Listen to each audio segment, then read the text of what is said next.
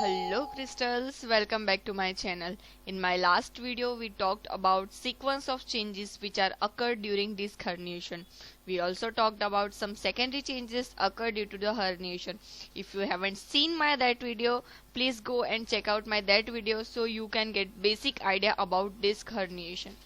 So in today's video we are going to learn detail about clinical features associated with the disc herniation and also management of that. And the main thing, my colleague Hitesh is helped me to make this PPT. He makes such beautiful PPTs and the informative PPTs. If you want that PPTs, I put a link for his SlideShare account in my description box so you can easily get that. Okay, so without wasting so much time, let's get started.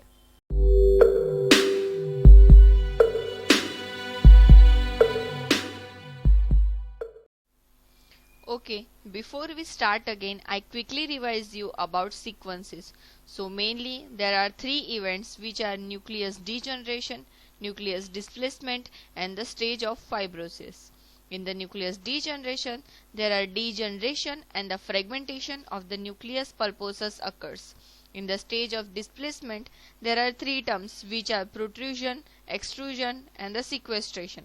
In the protrusion, there is a mild disc bulging. In the extrusion, the nucleus comes out of the annulus fibrosus but still in contact with the parent disc. In the sequestration, the nucleus comes out of the posterior longitudinal ligament and becomes free fragment in the canal, which is called the sequestered disc. And in the last stage of fibrosis, there are residual nucleus becomes fibrosed and the extruded nucleus fibrosed and finally undergoes calcified. Normally, posterolateral disc protrusion is common and sometimes central disc protrusion also. And in the central disc protrusion, if it compresses the cauda equina, it is known as the cauda equina syndrome. Disc degeneration may contribute to the hypertrophy and the degeneration of the adjacent facet joints, a further source of back and the leg pain and an important cause of the root compression. Next, a congenitally narrowed spinal canal increases the susceptibility to the development of the nerve root compression. Here, the spinal canal diameter is considerably diminished and the minor disc protrusion or the mild joint hypertrophy may more readily compress the nerve root. The posterolateral disc herniation usually compresses the nerve root exiting through the foramen below the affected level. For example, in an L4-L5 disc lesion, it will compresses the L5 nerve root, but the large disc protrusion or a free fragment may compresses any adjacent root. The commonest site in the lumbar region are the L4-L5 and in the L5-S1 level. It is commonest about 95% in cases. In this picture you can easily see that this is a central disc protrusion which compresses the spinal cord, and in the posterolateral disc protrusion commonly the nerve root are compressed, which leads to the sensory and the motor deficits. Okay, so let's learn the detail about clinical features of the disc protrusion. First of all, we learn about protrusion in the lumbar disc and further we'll learn about the cervical disc protrusion. So let's start with the lumbar disc clinical features. So first we talked about posterolateral disc protrusion in the lumbar spine. So the clinical features for the disc protrusion are, so the first is leg pain. In the leg pain, the root irritation or a compression produces pain in the distribution of the affected root, and this should extend below the midcalf. The coughing, sneezing or the straining aggravates the leg pain, which is usually more severe than any associated backache. The next is sensory symptoms, which are the numbness, paresthesia, tingling, etc. in the distribution of the affected root. And if compression causes severe root damage, the leg pain may disappear as a neurological signs develops like tingling and numbness. Remember, the weakness and the wasting of the muscles and the other sensory symptoms are depends upon the dermatomal distribution. For example, in the L4 L5 disc protrusion, the normally L5 root is commonly compressed. So the in the L5 compression, there is a symptoms are commonly seen in the dorsiflexors, and if the L5 S1 root compression is possible, then the S1 root is commonly compressed. So the symptoms are seen in the plantar flexors. So as I said you, the symptoms and the weakness is commonly seen according its a dermatomal distribution. Now the other features are, which is the mechanical signs, like which mechanical signs we can seen in the disc protrusion. So the spinal movements are restricted, scoliosis is often present, and it is mainly related to the spasm of the erector spinae muscles, and the normal lumbar lordosis is also lost. The straight leg raising test is normally positive. In the L5S1 root compression causes limitation to the less than 60 degree from the horizontal and the produces the pain down to the back of the leg. See in this picture, movement is normally up to 60 degree or less, and if we try to raise above 60 degree or up to 60 degree, it produces the pain in the back of the leg. The next test is dorsiflexion of the foot while the leg is elevated. It also aggravates the pain. The reverse leg raise test is also positive in the cases of the L4 or above root compressions, as you can see in this picture. Now let's learn about the neurological deficits associated with the posterolateral disc protrusion. So the neurological deficits are mainly depends on the predominant nerve root involved, and as I said you before, the weakness and the wasting of the muscles is depends upon the dermatomal distribution. For example, if the L4 nerve root is involved, the quadriceps wasting and weakness, sensory impairment over the medial calf, and the impaired knee jerk we can see. In the L5 nerve root involvement, the wasting and the weakness of the dorsiflexors of the foot, extensor digitorum longus, extensor hallucis longus, and the wasting of the extensor digitorum brevis is also occur. The sensory impairment over the lateral calf and the dorsum of the foot is occur. The best way to check the L5 root involvement is by asking the patient to dorsiflex the big toe against the resistance, because extensor hallucis longus is extensively supplied by the L5 nerve root. If the patient is unable to do that movement, we can see that the L5 root is commonly involved. And in the case of the S1 root compression, there is a wasting and weakness of the plantar flexors are occur, sensory impairment over the lateral aspect of the foot and sole, and the impaired knee jerk we can see. The root signs cannot reliably localize the level of disc protrusion due to variability of the anatomical distribution. This is the best chart you can see. For example, in the L5 S1 level protrusion, the nerve root is commonly affect the S1 root. The motor weakness in the plantar flexors and the sensory loss over the lateral side of the foot, and the ankle jerk is normally absent. In the L4 L5 level root protrusion, the L5 root is commonly involved. There is a weakness of the extensor hallucis longus and the dorsiflexors of the foot is occurred. The sensory loss over the dorsum of the foot and in the lateral side of the leg according to the dermatomal distribution, and the ankle jerk is normally present, because in these cases normally dorsiflexors of the foot are involved. For example, in the L3 L4 level protrusion, there is the L4 root compression, the motor weakness over the extensors of the knee in the quadriceps, and the sensory loss over the great toe and the medial side of the leg. The knee jerk is commonly sluggish or become absent. I hope you get it well. Now let's talk about the clinical features of the central disc protrusion. So in the central disc protrusion, the symptoms and the signs of the central disc protrusion are usually bilateral, although one side is often worsened than the other side. So the first clinical feature is the leg pain. The extends bilaterally and down the back of the thighs. Pain may disappear with the onset of the motor loss. The paresthesia means pins and needle sensation. It occurs in the same distribution. There is a sphincter paralysis, the loss of bladder and the urethral sensation with the intermittent or complete retention of the urine occurs in most of the patient. Anal sensation is usually impaired and accompanies the constipation. Severe pain associated with the lateral disc protrusion may inhibit micturition. In this instance, strong analgesia should allow normal micturition. This is the most important sentence. The presence of the normal perineal sensation excludes root compression as the cause of the retention.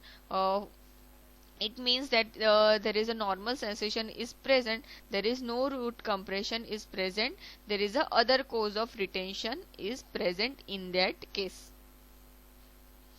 The next clinical feature is the sensory loss. It extends over all parts of the sacral area, means the saddle anesthesia, and confirms a neurogenic cause for the sphincter disturbance. The motor loss it usually present as a foot drop with the loss of power in the dorsiflexors and in the plantar flexors of the both feet. There is a reflex loss, means ankle jerk are usually absent on the each side because this is a central disc protrusion. Now, as I said you before, in the central disc protrusion, cauda equina syndrome is commonly occurs. So, what is cauda equina syndrome? So, the cauda equina in the cauda equina syndrome, there is a element type of paralysis in the both lower limbs, means the wasting of the muscles. There is a bilateral absent ankle jerks, hypoesthesia in the region of the L5 to S4 dermatomes, and the urinary and bowel incontinence is normally present. So, these are the clinical features associated with the cauda equina syndrome.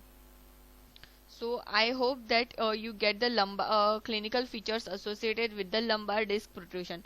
Now let's move further on the clinical features of the cervical disc protrusion. So in the cervical disc prolapse, it mainly occurs in the younger patients and related to the sudden twist or injury to the neck. The protrusion usually occur posterolaterally at the C5-C6 and in the C6-C7 level. It causing radiculopathy rather than myelopathy. So now let's talk about the radiculopathy and its associated symptoms. So in the radiculopathy, there is a pain, a sharp stabbing pain, worse on the cuffing, may be superimposed on a more constant deep pack radiating over the shoulders and down the arm. The second clinical feature is paresthesia, in which there is a numbness or tingling follows the nerve root distribution. As I said you before, paresthesia means there is a pins and needle sensation we can felt. The other root sign, so means there is a sensory loss, means the pin prick deficits in the appropriate dermatomal distribution. For example, in the muscle weakness and wasting in the appropriate muscle groups. For example, in the C5-C6 nerve root compression, there is a wasting of the muscles like biceps and the deltoid, and in the cases of the C7 root compression, there is a triceps muscle loss. In the reflex impairment, if the C5-C6 root is involved, there is a biceps and the supinator jerks are lost, and in the C7 root involvement, there is a triceps jerk is lost. In the trophic changes, in the long-standing root compression, skin becomes dry, scaly, inelastic, blue and the cold. I hope you get all the clinical features of the lumbar and the cervical disc protrusion. Now let's learn about investigations related to the cervical and the lumbar disc protrusion, like how do we confirm that there is a L5 or C1 root compression or anything the protrusion related to the cervical or the lumbar spine. So the main is the straight x-ray of the lumbosacral spine is all of limited benefits in the investigation of the lumbar disc disease. Mainly there is a MRI is the best diagnostic tool for the any compressions. In the x-ray it may show a loss of disc space or an associated spondylolisthesis. Straight x-ray are important in excluding other pathologies such as the metastatic carcinoma. The MRI is the investigation of choice, as I said you before. Sagittal views are combined with the axial views as the appropriate level will demonstrate disc disease and exclude a lesion at the corners. As you can see in this picture, there is a disc protrusion at the L5 S1 level. We can also try the axial view of the MRI to exclude the extent of the posterolateral or the central disc protrusion which causes the root compression. So this is about the investigation, like which investigations are used for the confirmation of the root compressions, in which we can talk about X-ray and the MRI. Now let's learn about management of the disc protrusion. Okay, first let's talk about the management of the posterolateral disc protrusion. So in the conservative management, most of the leg pain is settled spontaneously by taking simple measures such as analgesics, avoiding heavy lifting and the bending. Picking up objects from the floor should be performed by bending the knees and keeping the back straight. Bed rest with a firm mattresses, but only if the pain prevents mobilization. As you can see in this picture, lift the object with the knee bending because it reduces the pressure over the spine. Now, which are the indications for the operation? For the severe unremitting leg pain despite conservative measures, means if there is a no cure from the conservative method, then we can move further for the operations. Then the recurrent attacks of the leg pain, especially when causing repetitive time loss from the work, the development of the neurological deficits with the unremitting pain. So which are the operative treatments we can use to reduce these symptoms? So the first is microdiscectomy. So in this treatment, there is a operating microscope which through a fenestration between the lamina and the nerve root is retracted and the prolapsed disc is removed. Any protuberance from the facet joint causing the root pressure or narrowing of the root canal is also removed. With this technique, over 80% of the patient obtain good pain relief. The remainder may have recurrent problems due to a further disc protrusion at the same or the another level. Look in this picture. This is the before the microdiscectomy, and this is the after discectomy. After the discectomy, the part of the disc is removed which causing the root compression, so the pain relief is occur in the patient. Now the second is percutaneous procedure. So in this techniques with the aim of the decompressing the disc space by removing the nucleus pulposus by aspiration, by laser therapy or the radio frequency energy. Although all techniques may produce some improvement in the symptoms, none appears as effective as a microdiscectomy. All require further evaluation. The next third is the prosthetic intervertebral disc replacement. Through an abdominal approach, the offending disc is removed and replaced with an artificial disc which allows a degree of movement between adjacent vertebrae. The fourth one is the lumbar fusion. This procedure has been available for the many years, particularly for the treatment of the low back pain. A recent randomized trial comparing lumbar fusion with an intensive rehabilitation program found no evidence of any benefit from the lumbar fusion. I hope you get it. Now let's talk about management of the central disc protrusion. So the compression of the chorda equina from the central disc usually requires urgent treatment, particularly if the signs and symptoms have developed within 24 to 48 hours. So the retrospective studies suggest that the chance of recovery depends on the extent of the nerve root damage at the time of the decompression. But for the ethical reasons, this cannot be tested by the randomized trial. If the symptoms have progressed to the painless urinary retention with the overflow incontinence, then the outcome is poor and the timing of the surgery may not influence the results. In contrast to posterolateral disc protrusion, the large central disc may require a 1 or 2 level laminectomy to minimize the risk further root damage. After disc removal, recovery of the function may continue for up to 2 years, but results are often disappointing. Although most regain bladder control, few have completely normal function, and in many disorders of sexual functions are persist. Now the third procedure is laminotomy. Laminotomy, there is a hole is made in the lamina for a wider exposure, and in contrast to laminectomy, there is a removal of the lamina. Remember this difference between laminotomy and the laminectomy. So you can see in this picture there is a part of the lamina is removed, means the hole is made between the lamina to reduce the compression over the nerve root. In the hemilaminectomy means the one side of the lamina is removed.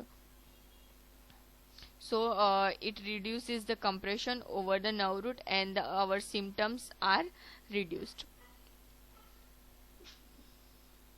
As I said you before, laminectomy means the lamina on the both sides with the spinous process are removed.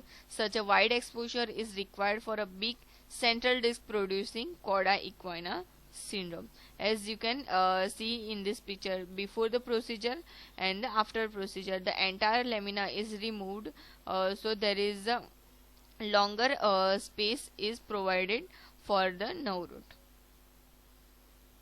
Now in the physiotherapy management, we can do many things and many exercise to reduces the symptoms and use of some electromodalities to reduce our symptoms. So in the physiotherapy management, there is a ultrasound, lumbar traction, infrared radiation, SWD, lower limb stretching exercises, abdominal muscle strengthening exercise, and the isometric back exercise are most often used.